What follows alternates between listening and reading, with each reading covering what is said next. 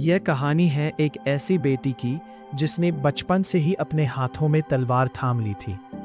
जिस उम्र में बच्चे खिलौनों से खेलते हैं, उस उम्र में वो घोड़ों की रफ्तार से दोस्ती कर चुकी थी।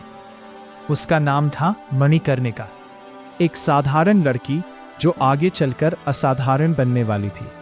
वो निडर थी, उसकी आंखों में एक अलग सी चमक थी, जैसे उसे पहले से ही पता हो कि उसका जन्म किसी बड़े उद्देश्य के लिए हुआ है।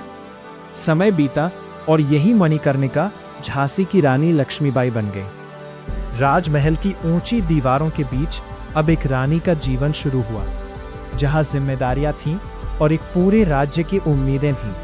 कुछ समय बाद उनके जीवन में खुशियों ने दस्तक दी और एक पुत्र का जन्म हुआ, लेकिन किस्मत को शायद ये मंजूर नहीं था। वो खुशी ज्यादा समय तक टिक नहीं पाई और उनका बेटा उन्हें छोड़कर चला गया।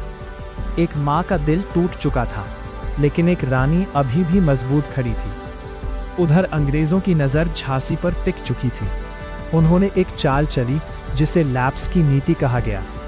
इस नीति के तहत वे झांसी को अपने अधीन करना चाहते थे, लेकिन उन्होंने रानी लक्ष्मीबाई को ठीक से समझा नहीं था, क्योंकि वो झुकने वालों में से नहीं थी।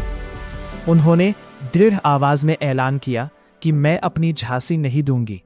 ये सिर्फ एक वाक्य नहीं था, ये एक ज्वाला थी जो अब भड़कने वाली थी। रानी ने अपनी सेना को तैयार करना शुरू किया। उन्होंने हर उस व्यक्ति को जो लड़ सकता था युद्ध के लिए तैयार किया, यहाँ तक कि महिलाओं को भी हथियार उठाने की प्रेरणा दी। झांसी का किला अब एक युद्ध भूमि में बदल चुका था। फिर आया साल 1857, जब पूरे भारत में विद्रोह की आग भड़क उठी। हर तरफ संघर्ष था और हर तरफ आजादी की पुकार थी। झांसी इस क्रांति का एक मजबूत किला बन चुका था और युद्ध शुरू हो चुका था।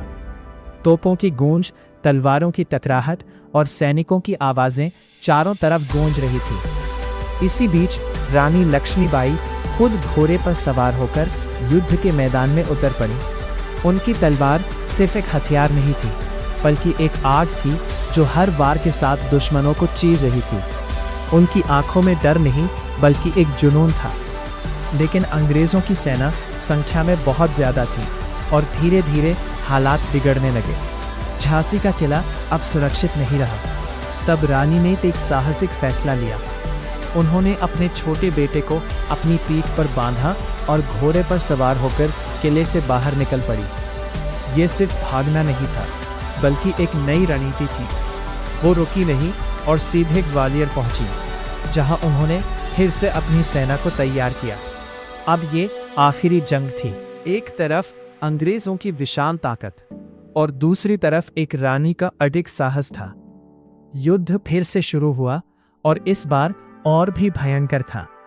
धरती कांप रही थी और आसमान जैसे गरज रहा था। हर तरफ सिर्फ युद्ध ही युद्ध था। इसी बीच रानी लक्ष्मीबाई घायल हो गईं, लेकिन उन्होंने हार मानना नहीं सीखा था।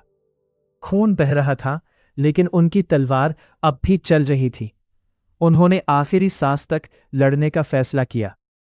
18 जून 1858 वो दिन था जब एक रानी इस दुनिया से चली गई, लेकिन एक कहानी हमेशा के लिए अमर हो गई।